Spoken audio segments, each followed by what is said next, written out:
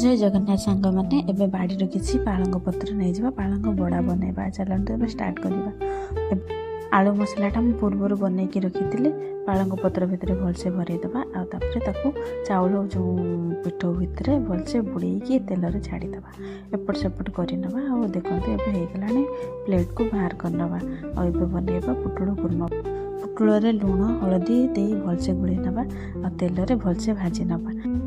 एबे काजू आउ चारू मगज को ग्राइंड करनवा बिलाती भी ता सहित ग्राइंडिंग करनवा। एबे पुटुल हो आसलानी प्लेट को बाहर करनवा देदबा कढ़ई तेल जीरा पियाज पकईदबा और अदा रसुण दे भलसे कषि नवा। तापर टिके जो ग्राइंडिंग करथिली बिलाती ताको देदेले आउ चारू मगज भी देदेले।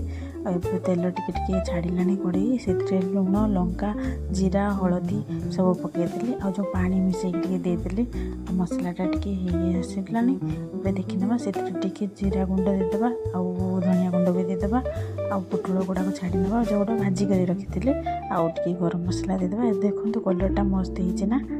अब भात बाड़ी नवा भात सहित पुटुल कुर्मा आउ मदरंगा शाग आ जो बड़ा बनई पालंग बड़ा आउ पुई आलू बैगन झोल एबे प्लेटा रेडी होगलानी खाइबा चलतु।